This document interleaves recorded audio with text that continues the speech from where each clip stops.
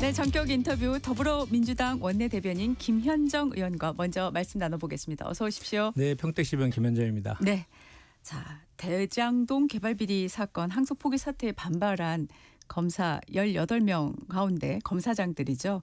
박재혁 수원지검장이 어제 사의를 표명했다고 보도가 나왔습니다. 역시 같은 기수인 송강 광주고검장도 사의를 표명한 것으로 전해지고 있는데요. 네. 자, 검찰 줄사태 계속 될까요? 어떻게 보십니까? 전 일단은 이 두 분이 그 사법연수원 29기고 지금 노만석 직무대행하고 같은 기수거든요. 예. 그래서 가장 이제 이번에 집단 항명했던 검사들 중에서는 가장 기수가 높은. 그래서 네. 이제 본인들이 아마 자기 딴에는 최고 선임이기 때문에 그거에 대해서 뭐 전체를 끌고 간다는 차원에서 사퇴를 한 것 같은데 저는 이 사태는 수리하면 안 된다고 생각합니다. 지금 수리하면 안 된다. 예, 저희 당에서 요구한 대로 징계 절차를 밟아서 그 집단 항명에 대해서 그것을 추동한 거에 대한 책임을 좀 져야 된다라는 말씀을 먼저 좀 드리고요. 예. 이번 그 검사들의 집단 항명 쿠데타에 대해서 국민들께서 더 이제 분노하신 이유는 이 그 검사들이 그 윤석열 내란 수계에 대한 구속 취소에 대해서 그 검찰총장이 즉시한 걸 포기했을 때라든지 김건희에 대해서 그렇게 봐주기수 했을 때에는 침묵하다가 이렇게 갑자기 이런 건에 대해서 집단적으로 이렇게 항명하는 거에 대해서 이렇게 선택적 분노와 선택적 정의를 이야기하는 거에 대해서 더 분노를 지금 저는 하고 있다고 생각하거든요. 그렇기 때문에 지금 현재 검사징계법에 의하면 검사들은 그 금고 이상의 형이라든지 탄핵 외에는 파면되지 않거든요. 그 이유는 검사들이 정치적인 중립을 지키면서 외압을 받지 말고 공정하고 독립적으로 수사를 하라라는 취지에서 그걸 규정해 놨는데 지금까지는 이 검사징계법이 오히려 검사들이 조작 수사하고 기소하는 네. 해도 아무런 처벌을 받지 않는 그런 방탄막으로 그동안에 이게 악용되었단 말이에요. 그래서 검사징계법이 아니라 검사방탄법이라고 저는 생각을 할 정도인데 이런 것들에 대해서 이번에 이런 집단 항명은 명백히 국가공무원법 66조의 위반이거든요. 그거에 대해서 그 절차에 따라서 그리고 그 검사장이라는 것은 직급이 아니라 직위일 뿐이거든요. 그래서 현재 검찰청법 6조에 보면 검찰총장과 검사로 구성되어 있다 이렇게 되어 있거든요. 검사는. 그래서 그거에 따른 그 이번에 그 집단 행동을 한 것에 대해서는 법 개정 이전이라도 그 법무부에서 할 수 있는 조치들은 다 해야 된다. 저는 그렇게 생각합니다. 네, 이런 반론이 있는 거 잘 아실 겁니다. 지금 검사 방탄법이라고 표현을 하셨는데 검사도 파면 징계가 가능하도록 하는 내용의 검사징계법 폐지안 이게 검사 이틀막법 아니냐 이런 비판을 하거든요. 네. 네, 진보당도 이런 비판을 하고 있던데요. 네. 어떻게 생각하십니까? 그러니까 저희가 이제 좀 전에 말씀드린 것처럼 검사징계법이 별도로 있었던 이유는 외압을 받지 말고 공정하게 수사하라는 것인데 네. 윤석열 그 정권 하에서의 정치 검찰들이 그렇게 하지 않고 오히려 그 특정인을 엮기 위해서 네.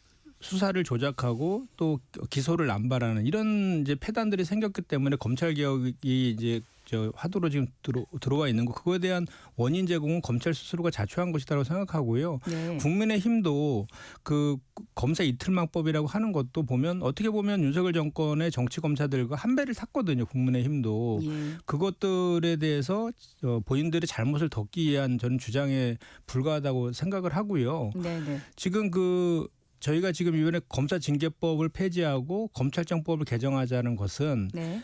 그 국가공무원법 다른 공무원들과 동일하게 검사들도 그런 지금까지 잘못된 검사징계법대로 그렇게 특혜를 줄 것이 아니라 일반 그 국가공무원법에 준해서 그 징계를 할 수 있도록 그렇게 바꾸자는 거기 때문에 뭐 상식적인 수준으로 복귀했다고 보시면 될 것 같습니다. 네. 이런 주장은 어떻게 생각하십니까? 이게 법이 바뀌면 검찰이 정치 외압에 취약해진다 이런 우려를 제기하는 분들도 있습니다. 그러니까 제가 좀 전에 말씀드렸지만 오히려 그런 취지로 이 검찰 징계법을 만들었는데 지금은 오히려 이제 그게 악용돼 왔다라는 그 측면이 분명히 있는 것이고 예. 현재 그렇게 바뀌더라도 검찰청법이 개정돼서 다른 국가 공무원들과 동일하게 징계 절차를 밟더라도 그냥 막 쉽게 하는 게 아니거든요. 다 규정에 따라서 절차를 밟아서 예. 그 사안이 발생하면 예. 처벌되는 것이기 때문에 그렇게 보면 될 것 같고 또 하나는 그동안 특히 이제 국가공무원법 66조에 그 공무원들은 집단 행동이 금지되어 있잖아요. 네. 과거에 뭐 사례들 여러 가지 많이 있지만 대표적인 최근의 사례를 보면 그 지난번에 그 경찰국 신설했을 때 유사명 총경 등이 반발했을 때 검찰에서 그 국가공무원법 66조 위반으로 수사해서 처벌까지 한 사례가 있거든요. 그럼 본인들만 예일 수는 없는 거 아니겠습니까? 네. 그래서 본인들도 법에 굴림해서는 안 된다. 법 앞에는 평등해야 된다는 말씀을 드리고 싶습니다. 네. 지금 검사장들의 평검사 인사 전보 방안을 법무부가 검토 중이란 보도가 있고 또 당에서도 요구하고 있는 것으로 알고 있습니다. 네. 이 조치까지 해야 되는 이유는 뭐라고 설명하시겠습니까? 일단은 검찰청법 6조에 의하면 검사는 검찰총장과 검사로 이렇게 구성되어 있다라고 되어 있습니다. 그래서 검사장이라는 것은 그 하나의 그 직위일 뿐이지 직급이 아니거든요. 그렇기 때문에 판사들도 왜 그 지청장 하다가 지청장 하다가도 네. 평검사로 내려오잖아요. 그런데 검사만 한번 검사장이 되면 다시 평검사로 내려올 수 없다라는 것은 어떤 규정도 없는 거거든요. 그리고 실제로 뭐 판례도 있습니다. 그렇게 그 검사장 하다가 그 평검사로 내려온 사례들도 있어서 그것도 하나의 그 근거 없이 그동안 해왔던 그 검사들만의 그 특권 의식에서 나온 것 아닌가라는 것이고 현재 검찰청법에 의하더라도 이렇게 왔다 갔다 해서 직위가 보직 변경이라고 표현하는 게 정확한 것이고요. 강등도 아닙니다. 보직 변경이라고 보면 될 것 같고 이렇게 검사장들이 집단 행동을 주도하고 있는 것에 대해서는 네. 현재 저 법 개정 전이라도 책임을 물을 건 물어야 되기 때문에 그런 주장을 하고 있는 것입니다. 네. 자, 이 검사장들이겠죠. 이번에 해당되는 검사장들이 부당 인사라고 하면서 소송을 제기할 가능성 있지 않을까요? 그러니까 이제 뭐 그럴 가능성은 배제할 수는 없지만 제가 좀 전에 말씀드렸지만 검찰청법 6조에 그 근거 규정이 있기 때문에 그와 관련돼서는 뭐 법원에서도 잘 판단할 것이라 생각하고 종전에도 그런 그 판례가 하나 있었거든요. 그 검사장이 네. 그 평검사로 그 보직 변경된 거에 대해서 소송을 걸었는데 법원에서는 적합한 조치였다라고 판결한 사례가 있습니다. 네. 자, 정성호 장관은 어제 오전 출근길에서 중요한 건 안정이라면서 고민하고 있다라는 말을 했어요. 그래서 안정이 무슨 뜻이냐 여러 가지 해석을 하고 있는데 일단 지금 대통령이 현재 그 순방 중이어가지고요. 이게 언제쯤 결정될까 여러 가지 또 추측이 나오고 있는데 어떻게 보십니까? 일단은 그 정성호 법무부 장관의 고민은 그래도 그 법무부와 검찰을 이제 전체를 총괄하는 그 수장이기 때문에 그 수장의 입장에서 어떻게 그 이거를 원칙에 따라서 처리하는 것이 가장 그 좋은 방법일 것인가에 대한 고민이 있으신 것 같고요. 네. 그거는 뭐 수장으로서 당연히 그런 고민이 있어야 된다고 생각하고 다만 이제 중요한 것은 원칙인데 그 검찰 개혁하고 또 검찰에 이런 집단 항명이 있었을 때 그냥 아무 일 없었던 것이 넘어가는 것이 그 조직의 안정을 위해서 도움되는 방법은 아닐 것이고 네. 또 묵묵히 열심히 일하는 많은 검사들도 있잖아요. 그런 검사들의 사기를 꺾지 않으면서도 또 이렇게 법을 위반해서 집단적으로 이렇게 항명한 것에 대한 원칙적인 조치 이런 것들을 어떻게 균형 있게 가져갈 것인가에 대한 그 고민이라고 생각하고 뭐 조만간 그런 것들을 다 감안해서 조치가 이루어지지 않을까 이렇게 예상하고 있습니다. 네. 구자현 신임 대검 차장이 어제 정식 업무에 들어갔는데 검찰 조직 안정 또 정부의 검찰 개혁 협조 등 현안이 많습니다. 네. 근데 조직 장악이라든가 조직 리드, 지휘 잘 될 거라고 보십니까? 어떻게 예상하세요? 저는 이럴 때일수록 그 원칙에 충실해야 된다라고 생각하거든요. 네. 지금 한참 검찰 개혁이 지금 진행 중에 있고 그 과정에서 사실은 이 검찰청이 이제 폐지되잖아요. 검찰청 폐지에 대해서 검찰 내부에서 그동안에 이제 많은 그 뭐랄까 불만 같은 것도 노정되어 있었을 거예요. 예. 근데 저는 이번 사건을 계기로 해서 그것이 그 집단적인 행동으로 이렇게 나오지 않았느냐. 언젠가는 그런 것이 좀 예상은 되어 있었는데 이번 그 타임에서 그렇게 나온 것 아니냐라는 개인적으로는 그렇게 생각도 합니다. 그런데 예. 타이밍을 정말 잘못 잡았다라는 그 판단도 좀 하고요. 그래서 신임 검찰 차장은 그냥 그 국민들이 요구하고 있는 그 검찰 개혁에 대해서 정말 신뢰받는 검찰로 다시 태어날 수 있도록 그 본인들이 오히려 대안을 제시하면서 적극적으로 그 검찰 개혁의 주체로서 저는 기능을 해야 된다라고 보여지고 또 신상필벌을 명확히 해야지 조직의 기강이 쓰거든요. 그래서 이번 사태에 대해서는 명확하게 조치할 것은 조치해야 된다. 그래야만이 그 검찰 조직이 빠르게 안정될 수 있다라고 생각합니다. 네. 자, 검찰의 대장동 항소 포기로 남욱 변호사의 추징금이 0원으로 확정이 됐습니다. 이런 상황에서 지금 남욱 변호사가 동결된 자신의 자산에 대해서 추징 보전 해제를 요구하는 의견서를 법원에 냈지 않습니까? 네. 이게 이제 검찰의 항소 포기로 우려됐던 일이 벌어진 거다. 이런 말이 나오고 있는데요. 어떻게 보십니까? 일단은 이제 자꾸 국민의힘에서는 이 대장동 항소 포기와 관련해서 자꾸 이재명 대통령을 이제 끌어들여 가지고 이재명 대통령이 마치 맨 이 정점에서 법무부 장관을 통해서 항소 포기를 지시한 것처럼 주장을 하고 있는데 그건 정말 어불성설이다라는 말씀 먼저 좀 드리고요. 네. 이재명 대통령이 대장동 일당들 때문에 대선에서 한 번 패배까지 하셨던 분이잖아요. 뭐가 이뻐서 대장동 일당들을 위해서 이렇게 비호하는 그런 조치들을 할 리가 없다라는 말씀을 먼저 드리고 그리고 오히려 이번에 대장동 재판 1심에서는 이재명 대통령하고 대장동 일당들하고는 관계가 없다라는 것까지 명확히 확인이 되었잖아요. 그리고 별도의 재판이 진행 중이고 지금 중단되어 있는 그런 상태라서 그렇게 주장하는 것은 정말로 잘못된 주장이다라는 말씀을 먼저 드리고 네. 저도 개인적으로는 대장동 일당들이 그 벌어들인 벌어들인 수익이라든지 이런 것들도 다 한수하고 싶고 예. 또 가장 그 최대한의 형을 받았으면 좋겠다는 개인적인 생각입니다. 그렇지만 어쨌든 이 법이라는 것이 법에 규정되어 있는 그 범위 안에서 판결할 수밖에 없는 한계를 갖고 있는 것이잖아요. 그런데 처음에 이제 이게 대장동 그 재판 같은 경우에는 1차 수사팀과 2차 수사팀이 있었잖아요. 네. 1차 수사팀은 21년 10월 달에 기소했던 수사팀이고 2차 수사팀은 윤석열 정권으로 바뀌면서 이제 검찰들이 이제 초리 친중 검사들로 바뀌어 있는 그런 수사팀이거든요. 2차 수사팀이. 그런데 1차 수사팀에서 기소한 거와 비슷하게 이번에 판결이 났어요. 그리고 2차 수사팀에서 별건으로 수사해서 기소했던 이해충돌 방지법이라든지 특경과법상의 배임 등이 무죄로 나온 것이거든요. 그런데 이제 이 국민의힘에서는 자꾸 이게 우리가 무슨 추징 포기를 해서 7천 한 800억 원을 추징할 수 있음에도 불구하고 기회를 날렸다라고 계속 그렇게 프레임을 짜고 우리 정성호 법무부 장관하고 이재명 대통령 끌어들여 공세를 하던데 실제로 보면 그 1심에서의 범죄 수익은 651억 플러스 알파였거든요. 네. 이번에 배임액으로 판정된 건 1,120억입니다.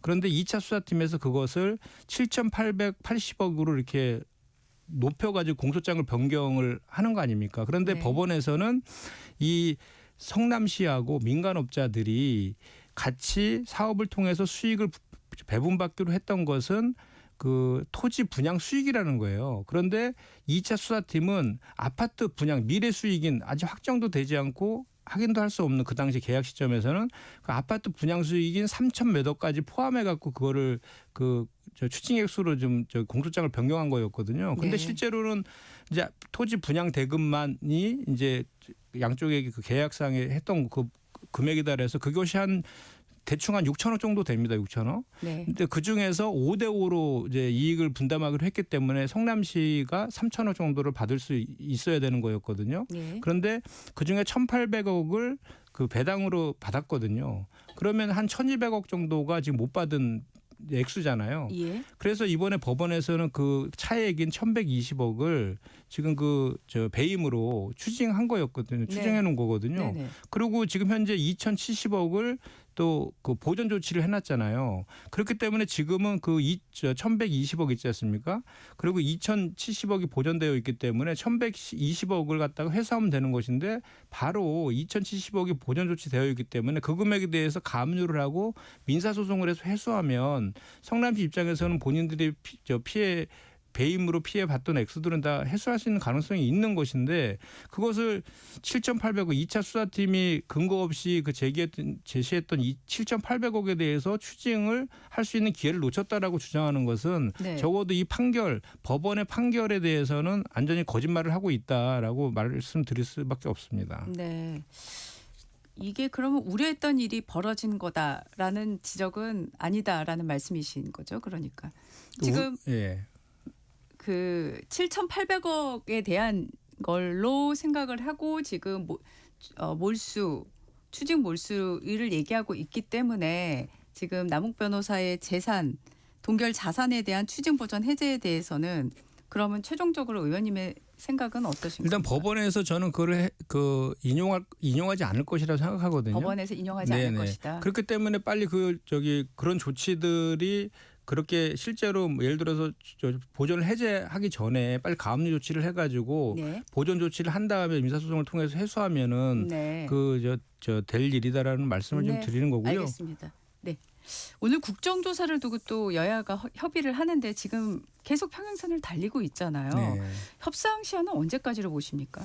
일단 기본적으로 이제 더불어민주당 입장에서는 국정조사는 여야 합의로 하려고 최대한 노력하고 있습니다. 노력하고 있고 그래서 원래는 지난주에 이제 합의가 안 되면 저희 단독으로라도 하려고는 그런 생각도 있었는데 예. 더 좀 노력해서 최대한 합의를 이끌어내자라는 그 입장을 가지고 지금 얘기하고 있고요. 네네. 지금 저 차이는 뭐 범위에 대해서는 거의 이제 합의가 됐거든요. 예. 뭐 모든 걸 다 넣어서 하자는 거죠. 뭐 모든 조작, 걸. 기소, 수사, 네네. 집단 항명에 대해서 수사 외압까지 다 넣어서 하자는 거고 다만 국민의힘에서는 지금 특위를 만들어서 여야 동수로 의원을 구성하자라는 주장을 하고 있고 네. 저희 당은 상임위에서 하자라는 주장을 하고 있는 건데 네. 그동안에 특위를 만들어서 했던 경우에는 그 뭐 의원을 구성한다든지 또는 계획서 채택하는데 시간이 많이 걸렸어요. 그래서 신속하게 처리해야 되지 않습니까? 그리고 지금 상임위에서 하게 되면 바로 그 증인이라든지 자료 같은 거 요청해서 바로 하면은 신속하게 그 진실 규명을 할 수 있는데 그렇게 특위를 구성해서 그것도 야당이 국민의힘만 있는 건 아니잖아요. 네. 여야 간의 동수라는 것도 다른 야당도 있는 네, 것이고 네. 그런 것들을 주장하다 보니까 이게 시간이 좀 끌고 있는데 그럼에도 불구하고 최선을 다해서 합의를 통한 그 국조를 하려고 좀 노력하고 있다는 그 말씀입니다. 언제까지 이 합의를 위해서 노력할 수 있는 시한은 언제까지인 겁니까? 하여튼 뭐 그냥 그 시간까지 딱 뭐 못을 박아서 그랬다기보다는 최선을 다하겠다라는 게 현재로서는 저희 입장입니다. 알겠습니다. 네네. 지금 상설특검 안권섭 변호사가 어제 임명이 됐습니다. 네네. 이제 관본권 띠지 폐기 의혹, 쿠팡 퇴직금 불기소 외압 의혹 사건 수사할 텐데요. 이게 아무래도 검찰 수사 관련한 의혹이라서 검찰을 정조준한 특검이다. 네. 뭐 이런 평이 나오고 있습니다. 네네. 예. 이번 특검이 의혹을 잘 해소할 수 있을 거라고 생각하십니까? 어떻게 보세요?